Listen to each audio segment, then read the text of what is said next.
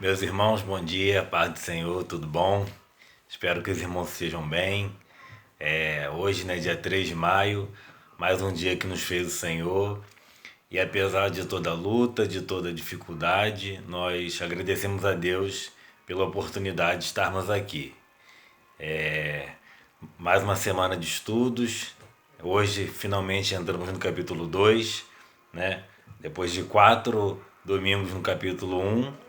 Agora entramos no capítulo 2 e mais uma vez Deus nos agraciou com uma aula abençoada. O conteúdo está muito bom, já estou com medo de não conseguir dar conta em 45 minutos porque o assunto é muito bom. Vamos orar. Nessa manhã eu quero pedir aos irmãos que orem pela vida da Daiane. Eu falei no grupo ontem, né? Alguns dias atrás eu pedi oração pela sua mãe, a irmã Vera Lúcia, mas ontem, no sábado, aprove ao Senhor recolher a irmã Vera Lúcia e agora a nossa oração já não é mais por ela, né? É pelas suas filhas, pela Tainá, pela Daiane, pelo teu esposo, para que o Espírito Santo conforte eles e que dê força para que eles continuem de pé. Eles são irmãos nossos em Cristo, então, para que eles tenham força de passar por essa tempestade. Então, peço que você orou ontem, eu agradeço. Se você ainda não orou, peço que você coloque esses nomes nas suas orações e, independente se você conhece ou não alguém que esteja passando por essa dificuldade, mas você ore. Ore pelos médicos, ore pelos profissionais envolvidos, ore pelas pessoas que estão nos serviços essenciais, orem pelos governantes, pelos prefeitos, orem por todos que estão envolvidos direto ou indiretamente para que Deus dê graça, livramento e escape. Amém, irmãos? Vamos orar. Pai, nessa manhã, Pai, nós te agradecemos por tudo que o Senhor fez, por tudo que o Senhor faz, porque o Senhor é bom, Pai, e as tuas misericórdias, Pai, se renovam a cada manhã. É por isso, Pai, nós te agradecemos hoje, Pai, pelo teu amor, pela tua graça, pela tua bondade, Pai. Te entregamos agora, Pai, nossas vidas, Pai, obrigado pelo dom, Pai, da vida. Obrigado por uma noite de paz e descanso, agora que possamos ter um momento juntos, Pai, estudando a tua palavra. Obrigado, Pai, por esse privilégio. Te entrego ainda, Pai, nossas vidas, nos dê o escape, nos dê livramento. Continue, Pai, abençoando as nossas vidas, as nossas casas, as nossas famílias, Pai. Te entrego, Pai, nessa manhã a vida da Daiane, Pai, ao qual perdeu a sua mãe. Que o teu Espírito Santo venha confortar, Pai, o coração dela, da sua irmã, do seu pai, seu esposo, seu cunhado, seu filho, Pai. Abençoe essa família, Pai. Te entregamos ainda, Pai, cada família, Pai, que está enlutada nesse momento. Te entregamos, Pai, Pai, aquele, Pai, que está envolvido direto ou indiretamente, Pai, na linha de frente, Pai, na luta contra essa, Pai, essa doença. Te entregamos a cada profissional de saúde, te entregamos, Pai, os policiais, os bombeiros, os atendentes, Pai, de farmácia, supermercado, de padaria, cada pessoa, Pai, que está na linha de frente. Pai, abençoe também, Pai, os governantes, dê entendimento, dê sabedoria, Pai, que tudo, Pai, venha se resolver segundo o teu querer, segundo a tua vontade, Pai. Que possamos a cada dia estar de pé, que o Senhor venha nos dar o escape, para que possamos, Pai, retornar para Pai, a igreja, que possamos retornar, Pai, para o templo, para juntos estarmos congregando novamente, Pai, segundo o teu querer e a tua vontade. Obrigado por tudo, em nome de Jesus. Amém. Meus irmãos, hoje o assunto está muito bom. A verdade é que todo domingo o comentarista nos dá uma deixa, né, de um assunto para que a gente possa conversar bastante, mas o tempo é curto. Então espero que os irmãos estejam estudando, estejam aprofundando, porque a revista da escola ela é um instrumento, né? Ela é uma ferramenta. Mas nós, estudantes, nós temos que mergulhar, nós temos que pegar a ferramenta e correr atrás, ler a Bíblia, pesquisar. Hoje em dia temos uma ferramenta muito boa aqui na internet. Então, use sites confiáveis, use sites que tenham referência e sempre usando a Bíblia como base. Você encontrar algum material que não cite a Bíblia, fuja dele, porque se não tiver usando a Bíblia como referência, é porque não tem respaldo, ou que tem algum respaldo de algum pastor, algum obreiro, alguém que você conheça, mas se não tiver respaldo bíblico no comentário é porque realmente não vale a pena você usar. Amém? Lição número 5. Libertos do pecado para uma nova vida em Cristo. Glórias a Deus por termos a oportunidade de vivermos uma nova vida em Cristo, que nós possamos glorificar a Deus por essa oportunidade de uma nova chance de viver para Cristo. O texto áureo diz assim: mas Deus, que é riquíssimo em misericórdia, pelo seu muito amor com que nos amou, estando nós ainda mortos em nossas ofensas, nos vivificou juntamente com Cristo. Efésios capítulo 2, versículos 4 e 5. A verdade prática diz: por meio da maravilhosa graça divina, fomos libertos do pecado, perdoados e salvos da condenação e, ainda, recebemos o direito à vida eterna.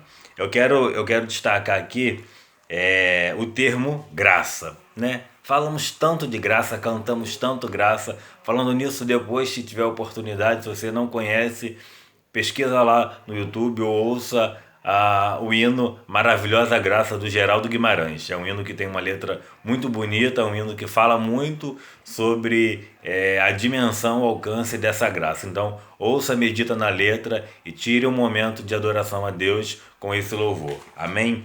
Eu separei aqui o material de apoio, eu e a minha cola, sobre graça. Tem um autor, ele é alemão, o nome dele é Dietrich Bonhoeffer.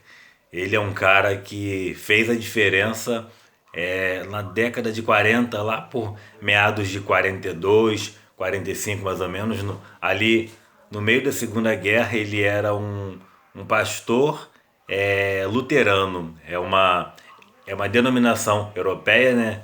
E ele foi acusado de conspirar junto com outro pastor para poder destituir do plano de Hitler, né? Sobre o nazismo, tudo aquilo que a história nos conta.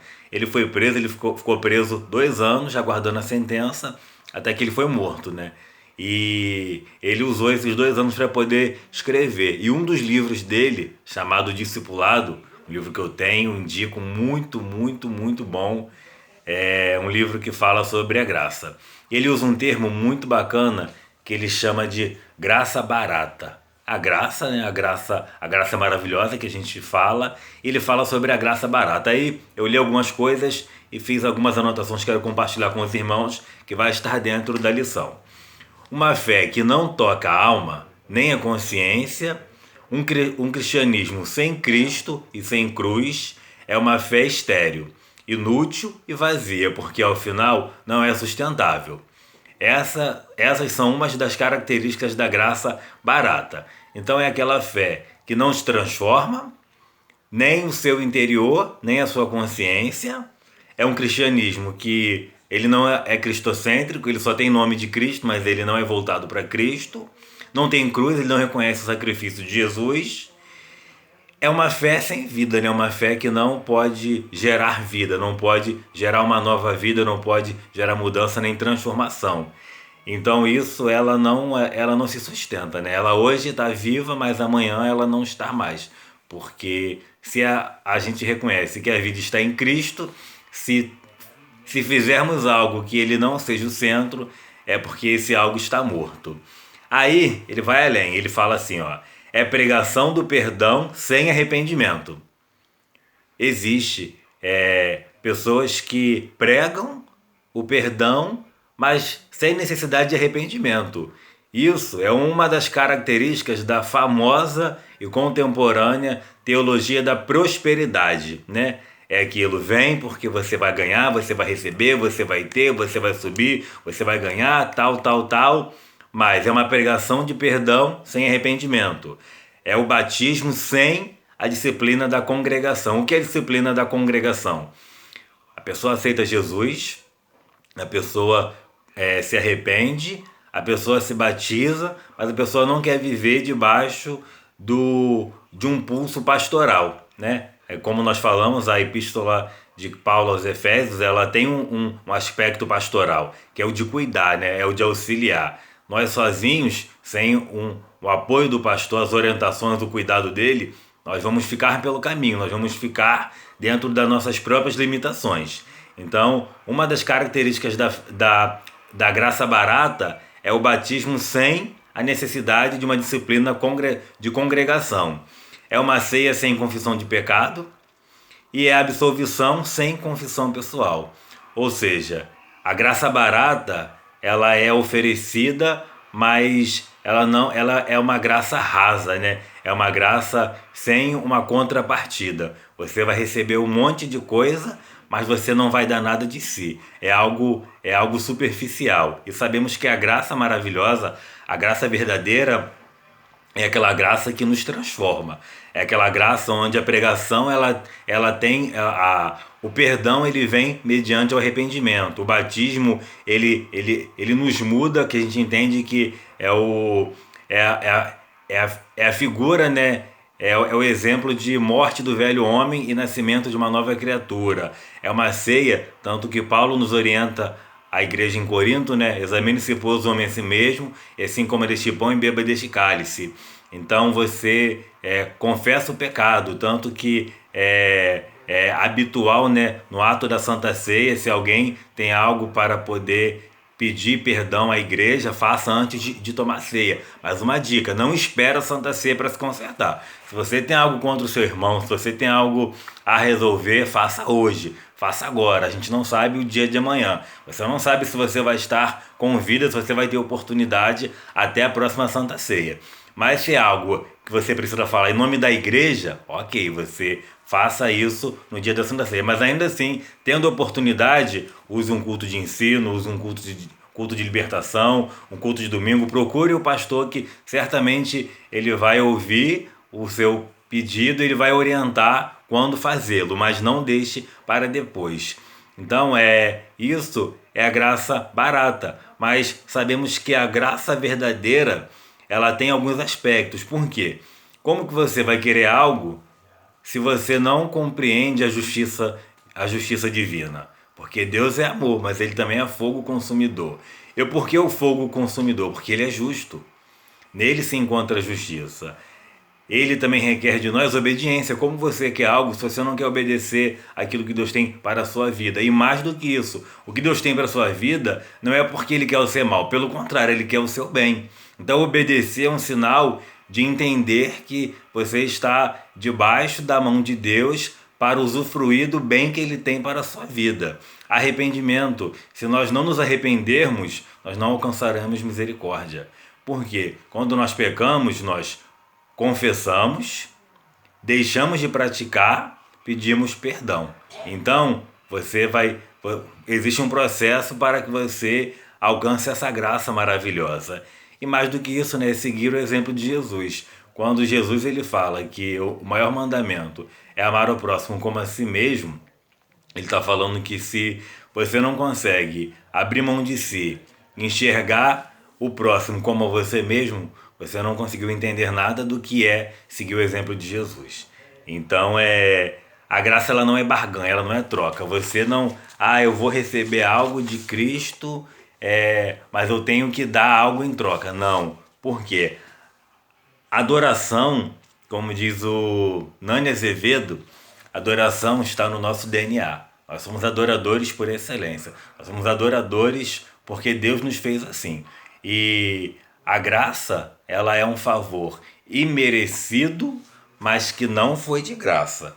Nós somos justificados, né, pela graça divina. Mas essa graça, ela não tem custo pra gente. O preço já foi pago, o preço de sangue na cruz do Calvário. Mas como eu falei, teve um preço de sangue. Nós não pagamos, mas Jesus pagou. Então que a gente possa ser adoradores com excelência, adoradores sinceros, adoradores de verdade, que a gente possa tirar do nosso entendimento essa graça barata, que a gente possa tirar da nossa vida todo e qualquer resquício de superficialidade de graça, porque a graça ela é profunda. A graça divina ela é maravilhosa, mas ela requer arrependimento, obediência, justiça e seguir os exemplos de Jesus.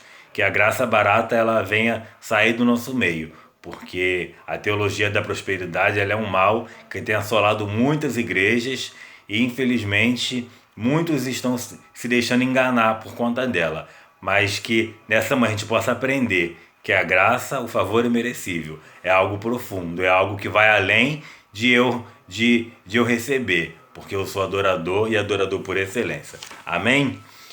Vamos lá. Eu separei aqui um versículo aqui da leitura bíblica que me chamou a atenção é o versículo 8. Aqui, ó. Leitura bíblica em classe, lá na página 32. O versículo 8 diz assim, ó: porque pela graça sois salvos, por meio da fé. E isso não vem de vós, é dom de Deus. Então aqui, Paulo resume todo esse contexto que ele fala, esse tópico. Nós somos salvos pela graça, pela fé. E isso não vem de nós, é dom de Deus. Então que a gente possa ser grato por essa graça e entender que isso não tem mérito nosso. É porque Deus nos amou. E o teu amor nos alcançou através da sua maravilhosa graça. Amém? Vamos para 33. Aqui no início, ó, interagindo com o professor, eu marquei um texto bom, que diz assim, ó: Efésios capítulo 2, versículo do 1 ao 10. É a referência, né, de hoje. Nessa seção da epístola, o apóstolo Paulo amplia o conceito de libertação do pecado, descrevendo como um favor imerecido dado por Deus aos salvos, a fim de que a nova criatura em Jesus desfrute de uma nova vida com o Salvador. Então aqui, Paulo nos mostra que fomos libertos, né, por um favor imerecido. E que hoje nós somos uma nova criatura e nós podemos desfrutar uma nova vida com Jesus. E temos aí as riquezas, né, das bênçãos celestiais, do que vai vir ainda depois do arrebatamento. Mas hoje nós já vivemos uma nova vida com Cristo e devemos desfrutar disso com alegria e com gratidão. Amém? Vamos pular aqui a introdução, que é basicamente o que eu falei acima. 1. A antiga natureza morta em ofensas e pecados. No início da epístola, o apóstolo Paulo lembra que antes da regeneração estávamos mortos em ofensas, pecados e éramos, por natureza, filhos da ira. Aí, automaticamente, a gente lembra do que Paulo escreveu à igreja em Roma, no capítulo 3, versículo 23, se eu não estou enganado. Ele diz: porque todos pecaram e destituídos estão da glória de Deus. Não existe aquele que não pecou. Todos, exceto Jesus, pecou. Todos pecaram, exceto Jesus, ele não pecou. Então nós fomos destituídos da glória de Deus. Estávamos perdidos em ofensas, pecados e éramos por natureza filhos da ira, né? Essa ira aqui é como se fosse um julgamento. Então estávamos literalmente com um dedo apontado para nós, para sermos julgados. Mas quando Jesus veio e morreu por nós, ele nos deu direito a uma regeneração. 1. Nossa condição anterior. E vos vivificou, estando vós mortos em ofensas e pecados. Diz o primeiro versículo. A palavra ofensa, do grego paraptoma, tem o sentido de passo em falso de forma deliberada. O termo pecado é armatia, o qual descreve como aquele que erra o alvo. Em vista disso, o homem em sua natureza decaída é diagnosticado como morto, ou seja, uma declaração da real condição das pessoas sem Deus. O conceito é de morte moral e espiritual, provocada pelo pecado, que inevitavelmente separa o homem de Deus. Aí, Tiago capítulo 1, versículo 15, diz assim, ó: depois, havendo esse desejo concebido, dá à luz o pecado, e o pecado, sendo consumado, gera a morte. Tiago aqui é muito enfático ao falar que o pecado gera a morte. Mas nessa manhã eu quero lhe falar que, sim, o pecado gera a morte. Mas Jesus, ele nos dá vida e vida em abundância. Apesar do salário do pecado ser a morte, nós temos uma esperança. E essa esperança é uma vida com Jesus, mas uma vida verdadeira, uma vida sincera, uma vida intensa, uma vida com intimidade, uma vida com relacionamento. Então, tudo que passou, a nossa condição anterior, realmente era difícil. Nós não tínhamos mais jeito, mas apenas aquele que é o Deus do impossível, né? Como diz Lucas capítulo 1, versículo 37, se não estou enganado, diz que porque para Deus nada é impossível. Então não há nada que Deus não possa fazer, inclusive nos resgatar do lamaçal do pecado. Sem contar, irmãos, que todos nós temos uma história. Eu tenho a graça, a oportunidade de ter sido nascido e criado em berço evangélico. Então eu trago em mim a herança do pecado adâmico, a herança do pecado original, mas eu não passei pelo mundo, eu não sofri coisas que muitos dos irmãos sofreram, muitas marcas, muitos traumas de separação, de adultério, de lascívia, de roubo, de crimes, de depravação sexual. Então isso é uma coisa que fere a nossa alma. Mas o Espírito Santo é aquele que cura, é aquele que regenera. Mas ficam marcas, ficam traumas, mas que o Espírito Santo ele consegue mudar o quadro. Não estou falando aqui que os irmãos vão ter essas marcas, vão sentir essas dores, mas é algo que fica marcado. Essa marca ela pode até não doer mais, mas ela existe, ela está aí. Você vai lembrar daquilo que você passou, mas o Espírito Santo ele transforma, ele muda do velho para o novo, porque ele é poderoso para isso. Então todos nós temos uma história de passado onde lembramos que fomos resgatados. Como eu disse na semana passada, Pedro nos dá essa orientação, que fomos chamados das trevas para a maravilhosa luz.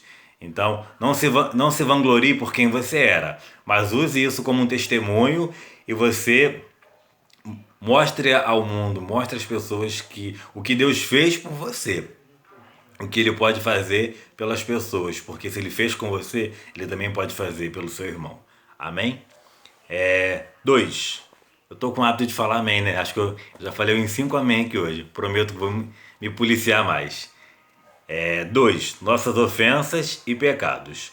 Aí eu já tô adiantando um pouquinho, porque senão a gente vai senão a gente vai falar muito e não vai conseguir chegar ao final. Mas leia depois, tá ok? 2.1. Andastes segundo o curso desse mundo. Aqui Paulo usa... o autor explica a metáfora que Paulo usa por andar. Então, andastes segundo o curso deste mundo. Uma constatação de que o salvo não deve tomar a forma do mundo, relativizar o pecado e muito menos ajustar-se à maneira de viver de seu tempo. Romanos capítulo 12, versículo 2. O pastor já deu esse estudo, inclusive o pastor já pediu algumas vezes. Eu vou pedir aqui agora de novo. Assim que possível, o Senhor dê de novo esse estudo para a gente sobre sermos escravos do tempo. Aqui, na última parte, né, o comentarista fala, né, e muito menos ajustar-se à maneira de viver de seu tempo. E antes ele fala sobre a forma do mundo, nem relativizar o pecado. O versículo 12, capítulo 12 aqui de Romanos, Paulo fala sobre a transformação do entendimento. Nós temos que pedir a Deus que transforme o nosso entendimento. A gente não pode estar conformado com esse mundo, com as coisas que acontecem nesse mundo. Nós não devemos andar como anda as coisas aqui no mundo. Apesar de estarmos vivendo nesse tempo, apesar de estarmos sujeitos à sociedade, a tudo que acontece, mas nós somos diferença. Lá em Mateus diz o quê? Que nós somos sal e luz. Então sal tempera e luz ilumina. Então que você possa ser equilibrado no tempero, né? Mas que você nunca deixe de ser luz, nunca deixe as trevas tomarem conta do brilho do Espírito Santo que há em você. E como que eu faço isso? Fazendo a diferença, indo na contramão do mundo, andando segundo o que diz a Bíblia e não o que diz o mundo. O nosso manual de vida, de regra, é a Bíblia e não o mundo. Claro que existem leis, né? Existe um código civil, um código de ética. Mas se os irmãos não sabem, a Constituição, as leis, elas são também baseadas na Bíblia. Então, apesar de vivermos hoje num mundo onde constantemente o diabo tem usado de artifícios políticos para poder atacar a igreja, mas ainda assim a igreja tem sido vitoriosa. E o nosso manual de regra de vida e conduta é a Bíblia. Nunca abra mão disso. E aqui Paulo fala sobre isso, que a gente não deve andar segundo o curso desse mundo, mas segundo aquilo que Deus nos ensina. 2.2. Andastes segundo o príncipe da potestade do ar. Indica que os agentes malignos têm a capacidade de influenciar os homens desobedientes e incrédulos.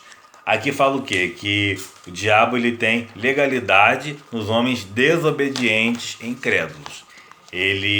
Aqueles que não andam segundo a vontade de Deus estão sujeitos àquilo que o diabo tem tentado para fazer. Se eu não me engano é Pedro, diz, né, que o diabo ele está ao nosso derredor, buscando a quem possa tragar. Então que a gente possa vigiar para não sermos mais um que cai nas garras de Satanás por não acreditarmos e não vivermos aquilo que Deus nos orienta. E mais adiante na carta, Paulo alerta que a nossa luta é contra tais seres do mal, né? Lá no tão famoso texto sobre a armadura de Deus. Confesso que estou ansioso para chegar nessa aula porque vai ser muito boa. É muito assunto para poder a gente falar sobre a armadura de Deus. Contudo, não é necessário temer, pois Deus exaltou Cristo acima de todos eles. Então, por mais que o diabo tente, ele não pode contra aqueles que vivem segundo a palavra de Deus. 2.3. Andávamos fazendo a vontade da carne e dos pensamentos. Refere-se à inclinação para fazer o mal, algo inerente à natureza humana. Estão incluídos aqui os pensamentos pervertidos e a prática de todos os desejos desordenados da carne. Como resultado, éramos filhos da ira, isto é, condenados e desprovidos do favor divino. Interessante aqui que o autor fala, né, que é algo inerente à natureza humana, fala sobre o pecado original. Então aqui nós andávamos fazendo a vontade da carne. É Marcos que fala. Jesus diz, né, quem quiser vir após mim, negue-se a si mesmo, tome a sua cruz e siga-me. Então que a gente possa a cada dia entender que nós não devemos fazer a vontade da carne e nem daquilo que pensamos, como lemos em Tiago, né? Vou ler novamente, ó. Tiago diz o quê? Depois, havendo esse desejo concebido, esse desejo é concebido aonde? Na mente. Dá luz ao pecado, e o pecado sendo consumado gera a morte. Quando você olha, cobiça, você planeja, imagina algo. Isso concebe o pecado, e o pecado ele gera a morte. Então que possamos ter pensamentos ligados em Deus. É muito comum o diabo usar armadilhas psicológicas para nos tragar. Por quê? Entramos em fragilidades emocionais, entramos em fragilidades de cunho emocional, sentimental. O que Salomão fala em Provérbios? Sobretudo, devemos guardar o nosso coração, porque dele procede as saídas da vida.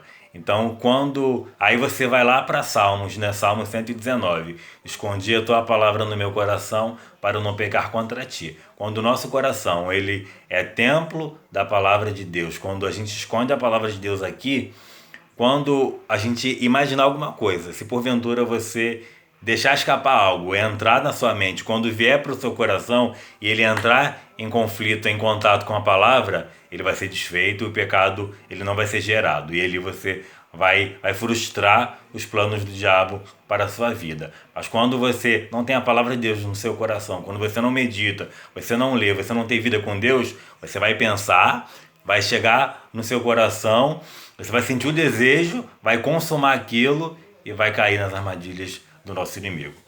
Amém? Olha eu com amém de novo. Vamos lá então. Aqui, ó, subsídio pedagógico. Tem um texto muito bom.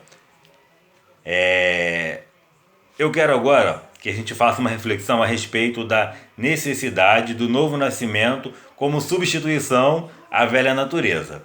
O pecado, como natureza, indica sede ou localização no interior da pessoa, como a origem imediata dos pecados. Inversamente, é visto na necessidade do novo nascimento de uma nova natureza a substituir a velha pecaminosa. Esse fato é revelado na ideia de que a regeneração só pode acontecer de fora para dentro. Isso é fragmento de um texto, Teologia Sistemática, uma perspectiva pentecostal, da editora CPAD. Lembra quando a gente falou que, quando a gente estuda sobre Israel, que Israel saiu do Egito, mas o Egito não saiu de Israel.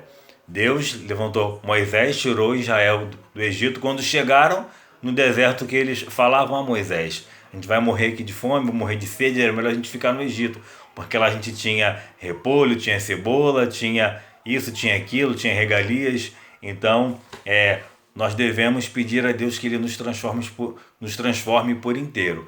Porque se a gente não mudar o que está aqui dentro, a sede, a origem do pecado, você vai botar roupa de crente, vai falar igual crente, vai andar no meio de crente, mas você não vai atingir ali a natureza, a origem de onde sai o pecado que te afasta de Deus. 2. Vivificados pela graça. Eu queria contar uma parábola rapidinho, mas não vai dar tempo. Se der tempo, eu conto no final, para poder ilustrar isso daqui. Aí eu já vou pular aqui para baixo, ó. Tô aqui, ó, no 1. A carta aos Efésios ensina que, ao prover à humanidade o meio de escape da merecida ira, Deus não se mostra apenas misericordioso, mas abundante em misericórdia. E essa riquíssima misericórdia procede do seu muito amor com que nos amou. A Bíblia enfatiza que foi a magnitude desse amor que motivou a nossa salvação. Então, assim, olha que bonito, né? Abundante em misericórdia. É um muito amor. É algo além da nossa compreensão, porque alguém dá o seu único filho para morrer por quem não merece, é só por amor. Não tem outra explicação senão o amor. E um amor incondicional. 2. E fomos alcançados por esse amor e por essa misericórdia. 2. Vivificados por sua graça. Página 35 já. O apóstolo Paulo enfatiza que o amor de Deus nos alcançou estando nós ainda mortos em nossas ofensas. Isso significa que Deus nos vivificou juntamente com Cristo. Essa frase quer dizer que nascemos de novo. Lembra de Nicodemos? Então, depois você dá uma lida lá em João sobre a passagem de Nicodemos para você entender um pouquinho sobre o que Jesus fala sobre nascer de novo. Não estamos mais mortos, pois Cristo nos deu vida outra vez. Fomos vivificados sem mérito algum. Tudo foi efetivado por meio da sua graça, o favor imerecido.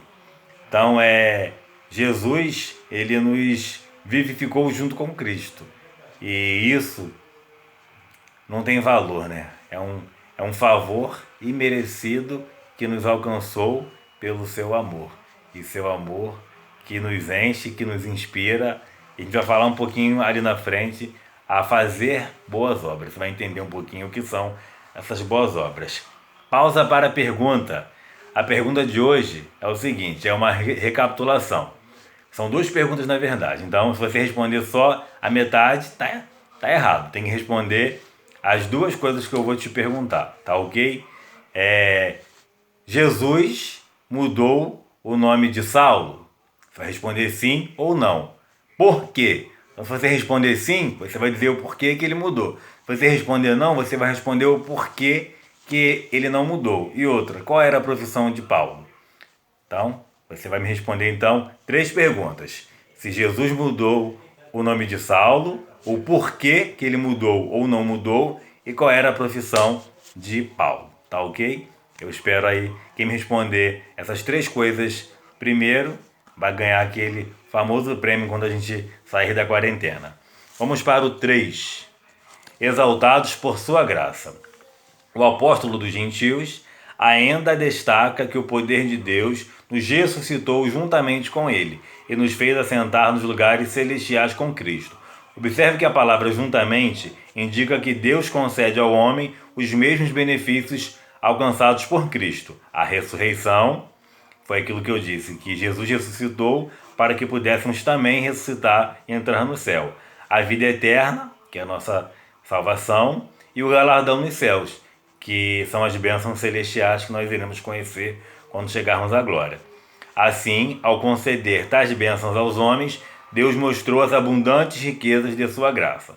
Desse modo, ratificamos que a salvação e seus privilégios são conferidos pela imensurável graça de Deus, o favor divino e merecido, que é imensurável, aquilo que você não pode contar, é aquilo que não existe métrica para poder medir quão grande é a graça de Deus.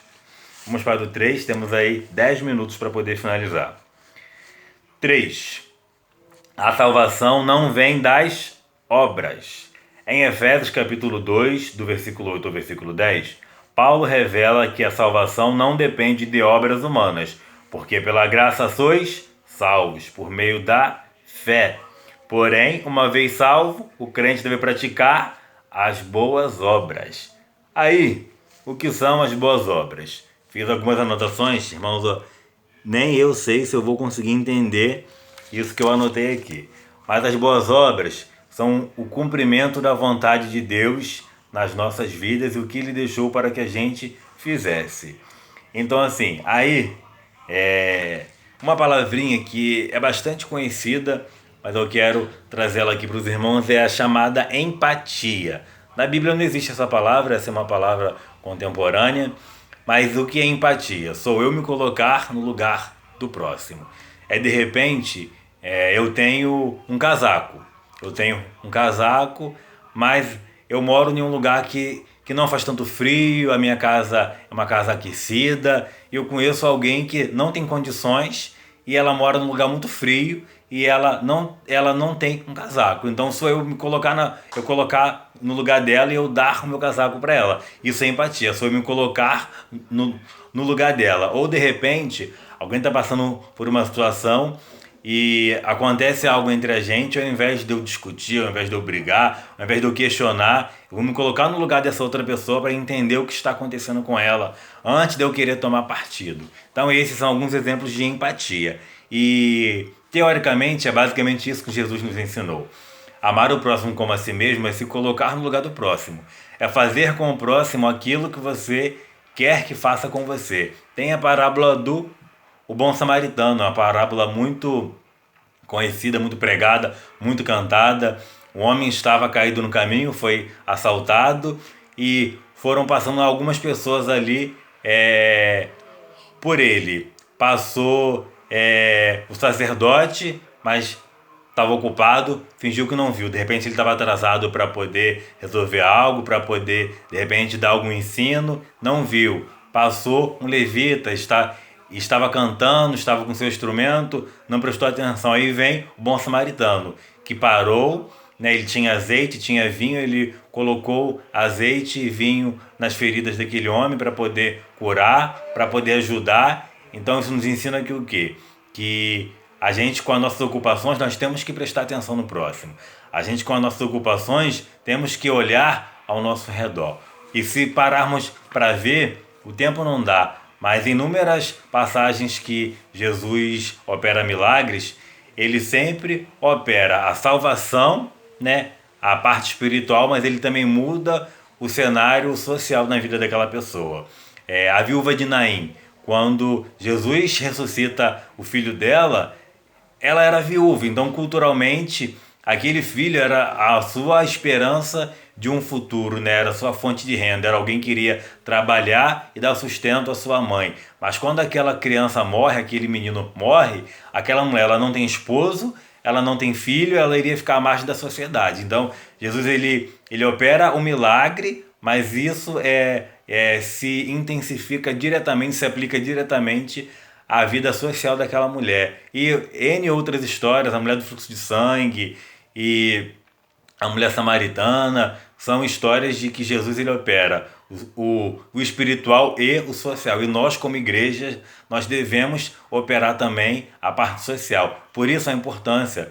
O pastor vai rodar um vídeo aí nas próximas horas, eu acredito, sobre a Santa Ceia. E não se esqueçam, irmãos, de contribuir com o social, porque é importante. Por mais que talvez hoje você não possa doar valores, você não tenha uma roupa, você não possa sair da sua casa para fazer algo, mas contribua, ajude, porque isso é um mandamento, é um ensinamento que Jesus fez, ele praticou e deixou escrito para que a gente também fizesse, porque é muito importante a gente, como igreja, atuar também no social. E por mais que você ache que seja pequeno, que seja pouco, mas aos olhos da sociedade. Isso é algo muito grande. Quando nós, como igreja, fazemos algo em prol do social e não apenas o espiritual. Mas lembre-se, eles têm que andar juntos. Você vai levar a palavra, você vai pregar arrependimento, salvação, o amor, mas você também vai, quando possível,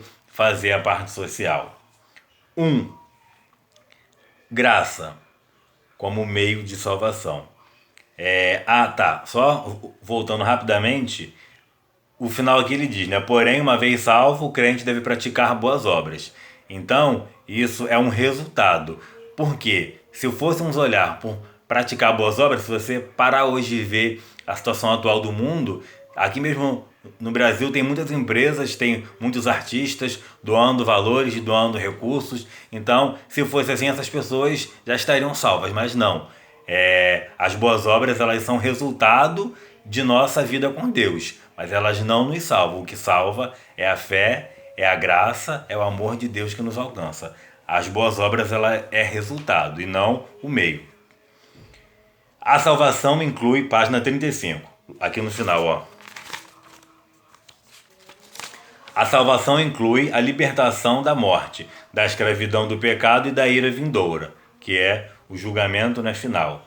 Ao mesmo tempo, permite ao salvo desfrutar de todas as bênçãos espirituais descritas em Efésios, capítulo 2, do verso 1 ao 7.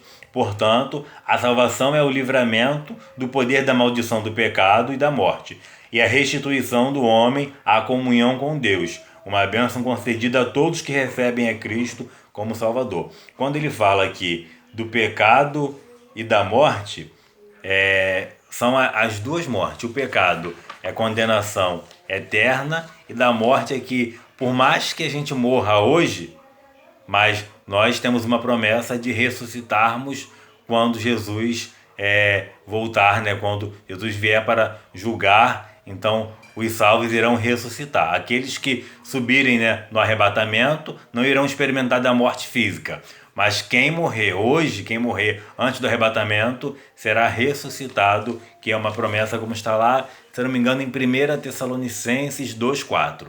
Depois eu vou confirmar e coloco lá no grupo para os irmãos. A fé, página 36. A fé deve ser considerada como a aceitação da obra realizada por Cristo em nosso favor. Ela é a resposta à graça de Deus através da qual recebemos a salvação.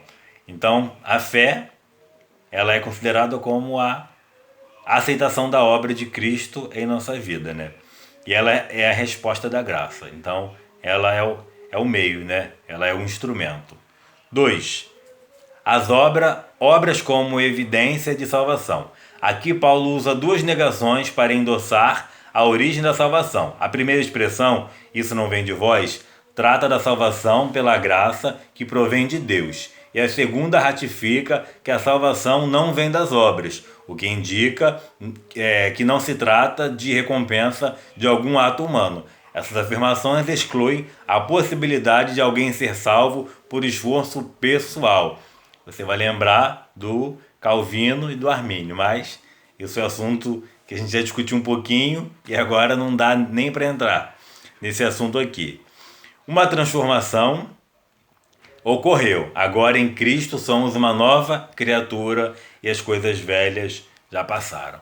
Então, hoje, dia 3 de maio, domingo, dia que nos fez o Senhor, se alegre, porque você é uma nova criatura. E se porventura você ainda tem algum resquício do velho homem, ore, consagre, peça a Deus ajuda para que isso venha sair, para que isso venha cair, para que isso venha mudar, você venha ser por inteiro, estar por inteiro diante de Deus, porque em Cristo, né, nós fomos feitos uma nova criatura. Conclusão: antes da regeneração éramos filhos da ira e condenados à perdição eterna. Por ato do amor divino, por meio de sua maravilhosa graça, nos tornamos filhos por adoção. Essa gloriosa salvação nos foi concedida independente de nossas obras. A partir da salvação, passamos a praticar boas obras que glorificam a Deus nosso Pai. Para fechar, irmãos, resumindo tudo isso, o diabo ele nos condena, nos aponta o dedo pelos nossos pecados. Por isso que ele é o nosso acusador. Mas Jesus, ele nos chama pelo nome, ele conhece quem nós somos. Quando nós nos arrependemos e pedimos perdão dos nossos pecados, deixamos de praticar, a gente a gente vai sofrer a consequência. Mas Deus nunca vai nos acusar, diferente do diabo. Então, se alegre em Deus, se aproxime dele, viva uma vida de intimidade com Deus para que você possa experimentar dessa nova vida. Amém? Desculpa, acabou ficando um pouquinho corrido, mas porque o assunto é muito bom, que os irmãos venham ter um domingo abençoado em nome de Jesus. Qualquer dúvida, pode me chamar no privado, pode falar no grupo, que eu vou ter imenso prazer em responder aos irmãos. Que os irmãos fiquem em paz, que os irmãos se cuidem e sejam gratos, tenham uma vida de intimidade com Deus, para que os irmãos possam experimentar essa nova e preciosa oportunidade que Deus nos deu, de estarmos mais uma vez conectados e reconciliados com o Pai. Irmãos, fiquem em paz, em nome de Jesus. Amém.